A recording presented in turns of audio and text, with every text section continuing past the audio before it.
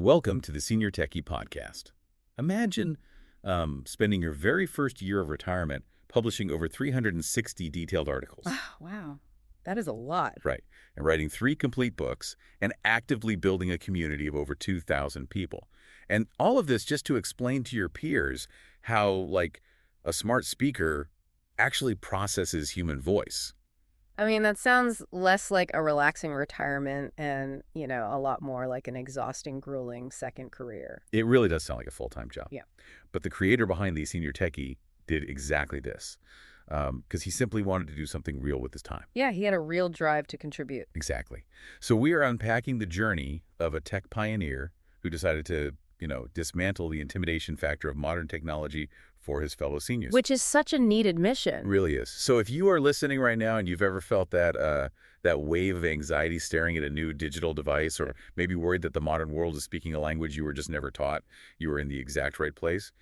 We are going to break down how to take that control back. Absolutely. And to really understand the foundation of what he's building now, we kind of have to look at where he started. Right. Because he isn't just someone who, bought a tablet last week and suddenly decided to start a tech blog for seniors. No, not at all. He is a retired software developer. He's currently living in Asheville, North Carolina with his wife, Joan. And their journey to Asheville is actually that classic retirement story of chasing the perfect climate, isn't it? Oh, totally. Like fleeing the punishing snow of Boston and then completely overcorrecting. right, baking in the sweltering heat of Charleston before finally finding that perfect geographical middle ground up in the mountains. It's a very relatable life trajectory, But his professional background is where this story gets incredibly layered. Yeah, tell us about that. So back in the 1980s and early 90s, he ran an early online business forum, and he actually owned an MCI mail agency. Okay, let's actually pause and define the mechanics of that era, because I think it's crucial context. Yeah, it really is. When we talk about an online business forum in the 1980s, we aren't talking about opening a web browser on your phone. Right, no Wi-Fi back then. Exactly. You had a physical modem, and you were dialing a physical telephone number over copper wires just to connect to a single isolated server. It was a whole process. It really was. It was basically a digitized town hall bulletin board, where people would pin up public letters for anyone in the community to read and reply to. Yeah, just completely text-based. But the MCI mail agency part is what really fascinates me. My understanding is that MCI Mail was one of the very first commercial email systems, like operating long before the public internet was even paved. That's the perfect way to look at it, actually. I mean, if the modern internet is this massive, interconnected public highway system where anyone can drive anywhere, Right. MCI Mail was like a private, highly secure courier service. It basically built its own exclusive dirt roads that were strictly for business communication. Oh, wow. So it's totally separate. Totally separate. He was going into corporate offices and explaining the very mechanics of electronic mail, years before the general public had ever even heard the concept. Okay, I have to push back a little here, though. Sure. Because there is a very real phenomenon called the curse of knowledge. Oh, yeah. Usually, the engineers who build the core architecture of these systems are just the absolute worst people to teach everyday folks how to actually use them. That is so true. They get stuck in the weeds. Exactly. They've spent 4 decades on the inside. They speak in binary and code. So how does someone who spent the 80s building secure private networks have the patience, or even the perspective, to understand a senior who is terrified of accidentally deleting their family photos? It's a really vital skepticism. I mean, the tech industry is notorious for terrible user manuals. Oh, the worst. They're written by these brilliant engineers who have completely forgotten what it's like to be a beginner. But in his specific case, understanding the raw architecture is actually his superpower. Really? How so? Because I'd imagine that deep knowledge just makes you blind to the everyday user experience. Well, think about how modern tech companies design things now. Apple or Google, they'll wrap a very simple data transfer process in layers of flashy animations, confusing menus, and marketing buzzwords. Right. It looks pretty, but it's confusing. Exactly. And if you don't know how the machine actually works, you just get caught up trying to memorize the interface. Which changes every update anyway. Exactly. But because he was there when the foundational pipes were laid, he knows that an iCloud backup, for example, isn't magic. Right. It's literally just a database copying a file from a phone's hard drive to a server in a warehouse somewhere. Okay, so he can completely ignore all the corporate window dressing. Precisely. He isn't intimidated by a software update changing the color of a button because he knows the underlying mechanism hasn't changed at all. That makes a lot of sense. Yeah, and that allows him to confidently strip away all the jargon and just translate the actual function into plain English for his readers. So he takes this deep architectural knowledge and fuses it with his current phase of life, which honestly is perfectly reflected in the branding itself, the senior techie. Yeah, that name is brilliant. He deliberately fused senior and techie into one single word. I suspect that isn't just a formatting choice. It feels like a psychological stake in the ground. It's entirely intentional. Yeah. He isn't a senior who just happens to bolt technology onto his life. Right. Nor is he a techie who secretly resents getting older. By fusing them, he projects a unified identity. I love that. It sends the strong message to his readers that aging and adapting to new digital tools are not mutually exclusive states of being. But I mean, the sheer volume of his output is still hard for me to wrap my head around. It's massive. Over 360 posts and podcast episodes in his first year of retirement. That is essentially a daily publishing schedule. Yeah, he was busy. Frankly, that sounds like a recipe for massive burnout. If someone is churning out that much content, my immediate fear is that it just turns into a factory assembly line. Like, does the quality dilute? Is it just noise to feed an algorithm? I get that. When you see that kind of volume, you naturally assume the depth must suffer. Yeah. But the materials reveal that this rhythm isn't driven by an algorithmic quota. It's driven by a genuine mission. Okay. He doesn't view it as an exhausting job because he's trying to comprehensively map out a landscape that his peers find completely disorienting. So he's just answering real needs. Right. Every time he answers one question for a senior, it organically uncovers like 3 more areas of confusion that need addressing. And he's settled into a more sustainable rhythm now, hasn't he? Yes, thankfully. Currently, he publishes 3 articles a week. That's much more manageable. It is. But what's incredibly thoughtful about his cadence is that each article is accompanied by a short podcast riff. Which is brilliant for accessibility. That's If a reader has visual impairments or macular degeneration, or honestly just prefers to absorb information audibly while drinking their morning coffee, the text isn't a barrier. right. They can just listen. The information is liberated from the screen. But that brings us to the content itself. What is he actually writing about that keeps an audience of seniors engaged without feeling talked down to? So he visualizes his content along a specific spectrum. Picture a straight line. Okay, drawing a line in my head. On the far left, you have purely senior topics. This covers the intensely human, analog realities of aging. Like what? Like untangling the bureaucratic web of Medicare, managing chronic health conditions, or even the logistics of downsizing your home. Basically all the life stuff. Right, exactly. Then, on the far right of the spectrum, you have the purely techie topics. Yeah. This is the mechanical reality, like how a router actually functions, or how to navigate a smartphone's settings menu. Let's actually pause on the techie end for a second, because one of the subjects he covers frequently is AI voice assistants. Oh, yes, that's a big one. I think this is a perfect opportunity to look at how he explains complex mechanisms.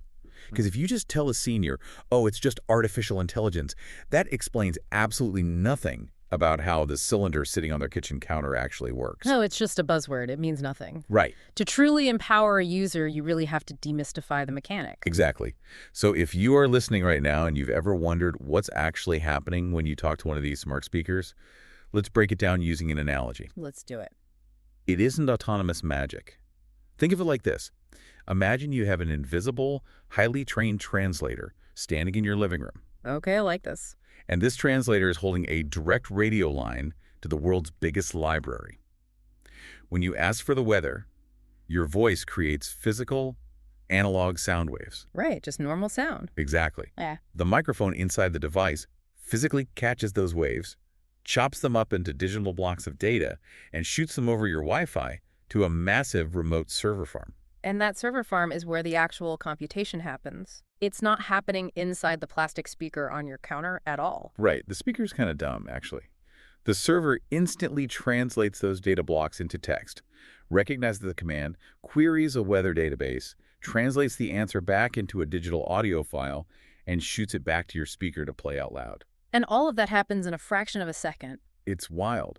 But once you realize it's just a rapid-fire translation and filing system, it stops being this intimidating listening robot. Yeah, it simply becomes a very fast mechanical tool. Exactly. And providing that level of demystification is key. But what's really fascinating is that while he writes about pure tech like that, and pure senior issues like Medicare on the other side, he notes that most of his writing actually lands right in the messy middle of that spectrum. The intersection. Exactly, the intersection. Yeah. He admits that this is the absolute hardest part of the work. Really? Yeah, because the technology is easy for him. Mm-hmm. The hidden struggle is finding where technology authentically fits into profoundly human, emotional spaces. Oh. He's dealing with topics like grief, the emotional toll of moving away from a lifelong community, or just that fierce desire to maintain physical independence. Which feels like a really treacherous tightrope walk. It is. Because I immediately worry about forcing cold, sterile technology into deeply emotional human experiences where it frankly just does not belong. That's a huge risk. Right. If someone is mourning the loss of a spouse, the absolute last thing they need is to be frustrated by a confusing app or a sterile notification. No, that would be terrible. Does he ever risk shoehorning tech into a space that should just remain analog? Well, it's a critical danger, and honestly, if he were just a blind tech evangelist, he would absolutely fall into that trap. Yeah, for sure. But his empathy dictates his entire approach. He doesn't start with the technology, he starts with the human friction point. Give me an example of that. For instance, if he looks at a senior who is physically isolated and feeling lonely, he doesn't just throw a complicated gadget at them and walk away. He searches for how existing tools can facilitate genuine human connection. Perhaps by optimizing a tablet interface so they can video call their family without navigating 6 confusing submenus. So he treats technology strictly as a bridge to a human experience, never the destination itself. Exactly. Or take digital memorialization. Oh, that's interesting. He explores how to properly archive a loved one's digital footprint so their voice and memories are preserved rather than permanently lost to a server purge. He only introduces a tool if it genuinely serves the human experience. And exploring those complex intersections like digital legacies naturally requires a lot more runway than an 800-word weekly newsletter can provide. Oh, for sure. You need space for that. Some concepts are just too legally and technically dense. I imagine that's what drove him to expand his format and establish TheSeniorTechiePress.com. Yes. Because he currently has 3 books available there, with a 4th coming out this fall. Yes, and they serve very different purposes within his broader mission. I have to highlight The Outlier first because it is just fantastic. Oh, I know the one you mean. Amidst all this helpful tech guidance, he wrote a book called Don't Move to Asheville, a ruthlessly honest guide that will ruin everywhere else. Which is hilarious. It has absolutely nothing to do with technology. Nothing at all. He wrote it purely out of an irreverent love for his community. And I think that's a vital detail, because it proves he isn't just some corporate content machine churning out sterile tech manuals. Oh, right. He's a real person. He has a distinct voice, a real sense of humor, and he isn't afraid to step outside his designated lane. It makes him human, which builds immense trust. And trust is exactly the currency he relies on, because the other 2 current books, which fall under an ongoing series called The Senior Techie Guides, they tackle some incredibly daunting subjects. They really do. The first is a guide to AI for seniors, which we touched on, but the second one is called Who Gets Your Passwords? The Senior Techie Guide to Digital Estate Planning. That is a massive, often ignored topic. Digital estate planning sounds like a dry legal term, but the underlying mechanisms of it are actually terrifying if you don't prepare for them. It's a profound responsibility that quite literally did not exist for previous generations. We really have to unpack why this is so difficult now. Okay, let's do it. In the analog days, estate planning meant you gathered the physical master keys to your house, the paper deeds, maybe the combination to a metal safe, and you legally handed them to your executor. Very straightforward. Right. But digital estate planning isn't just about writing your passwords on a piece of paper and putting it in a drawer. No, because a password just isn't enough to unlock the vaults anymore. Exactly. If you are listening to this, you've likely encountered 2-factor authentication. Everyone has by now, I think. Right. That means even if your children have your password to access your online banking or your thousands of digital family photos, the bank or the tech company will send a temporary security code to your personal cell phone to verify it's you. And if you've passed away... If you pass away and your phone is locked or the cellular service is turned off, that verification code just goes into the void. It's gone. Your family is completely locked out no matter what legal documents they hold in their hands. That is such a scary thought. So digital estate planning involves navigating those encrypted protocols. It's setting up legacy contacts within the software itself so the tech companies legally recognize your family's right to access those servers. It's securing the digital keys before the locks change permanently. Exactly. He specifically notes that if you have ever laid awake at night wondering what happens to your accounts, your emails, and your memories when you're gone, this book is the blueprint. And looking forward, he has a fourth book coming called In Your Own Terms, which tackles aging in place. Which is such a big deal. He noted this is the project he is most excited about, which makes total sense. The sheer gravitational pull of wanting to stay independent in your own home touches virtually every single senior. It really is the ultimate goal, but, reading a book is still a solitary one-way street. The creator recognized that some people learn best not by reading, but by interacting and by asking questions in real time. Hand-on learning. Exactly. And that realization led to the Senior Techie workshops. Now, this is where I was genuinely surprised by his methodology. These are live sessions, usually running 2 or 3 sessions per topic, and each session is roughly 2 hours long. 2 hours. It's a really significant commitment of time. It's practically unheard of in modern tech support. The entire culture of modern technology is built on the quick fix. Oh, yeah. You wait on hold for an hour, and when you finally get a human on the line, their only goal is to rush you off the phone in 5 minutes. Just clear the ticket and move on. Right. To carve out a 2-hour block to just sit and explain technology implies a level of patience that is completely countercultural today. And that pacing is deeply intentional. He explicitly designed these to be inexpensive and highly conversational. So not a lecture. Not at all. The objective has never been to monetize a massive audience through rushed seminars. The goal is actual, concrete comprehension. That's refreshing. In a 2-hour block, he doesn't have to rapidly click through a rigid slide deck. If a participant gets confused about how their Wi-Fi network connects to their wireless printer, the whole group can pause, unpack the mechanism, and work through it together. That's interactive problem solving. Yes, and because he operates independently, he's incredibly agile. If a specific senior organization approaches him with a particular tech frustration their members are facing, he can tailor a custom workshop specifically for their group in a matter of weeks. But here's the brutal reality of the digital age. You can build the most patient workshop, write the most profound books, and publish flawless articles. But if nobody knows you exist, it's just screaming into the void. It's so true. Marketing is everything. Right. But the growth of his community, which recently crossed over 2,300 regular readers, it really says a lot about how desperate seniors are for this exact kind of translation. The mechanism of how he grew that audience is arguably just as fascinating as the content itself. How'd he do it?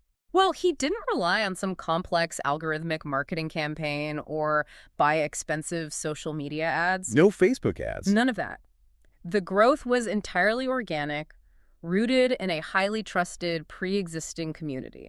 Oh, you're talking about the Osher Lifelong Learning Institute, right? OIR. Yes. OLI is a brilliant nationwide network affiliated with various universities dedicated to continuous learning for adults. Okay. He's an active member of the chapter at UNC Asheville. So I imagine the network effect naturally just took over. Basically, yeah. Because OLI is essentially a closed ecosystem built entirely on intellectual curiosity and trust. Exactly. When he sent an initial email to his local chapter explaining what the Senior Techie was doing, he wasn't some salesman cold calling them. He was a trusted peer offering a real resource. And that peer-to-peer trust is the ultimate catalyst. He really is. From that single local email, he shared the information with a handful of other OLI chapters across the country. And the leadership of 5 or 6 of those chapters reviewed his work, realized the immense value it held for their members, and distributed it directly to their own local mailing lists. Now, let's just clarify what we mean by mailing lists here. Yeah. Because for some folks, that might sound spammy. Oh, good point. It's essentially like a digital version of a neighborhood phone tree or getting a magazine physically dropped in your mailbox. Right.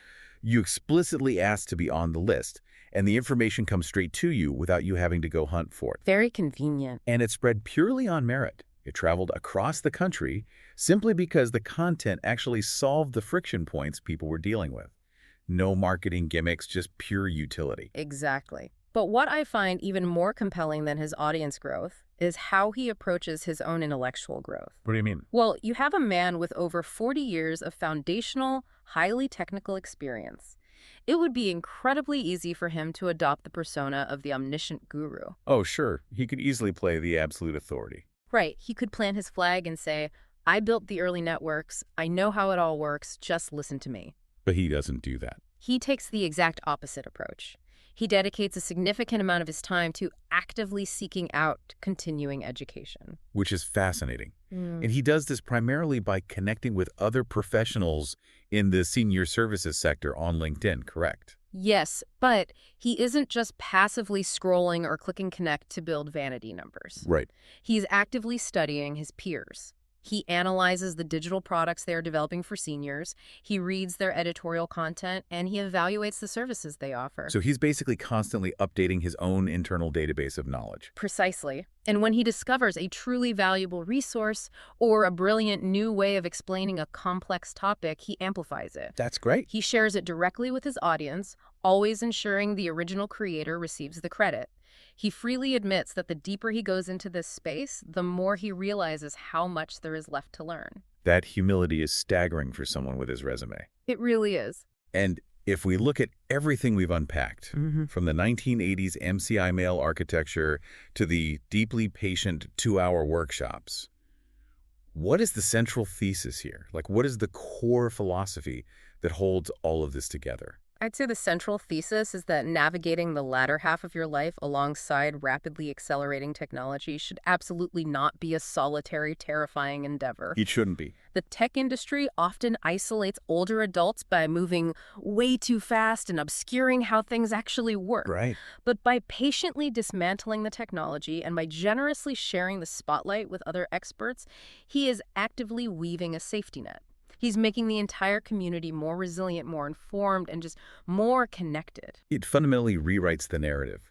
Technology shouldn't be a test you are constantly failing. No, not at all. It should be a tool that serves your life, explained by a friend who is sitting right next to you, willing to learn alongside you. That's exactly it. Which brings me to a final thought I want to leave you with today. We always talk about today's seniors needing to catch up to technology. But think about the sheer velocity of digital change right now. It's blindingly fast. It makes you wonder, in 20 or 30 years, when the millennials and Gen Z age into their 70s and 80s, will they face their own insurmountable technological cliff? That is a wild thought. Right. When quantum computing or neural interfaces become the new normal, will the people who grew up tapping on iPhones feel exactly as disoriented as today's seniors do now? Probably. Or has this current generation of older adults absorbed a completely unique, one-time technological shockwave that will never happen quite this way again? What is one thing about technology that has been quietly bugging you this year that you want written about next? It is something fascinating to think about the next time you feel frustrated by a new device. This podcast was brought to you by TheSeniorTechie. It's available on Apple Podcasts, YouTube, and Spotify.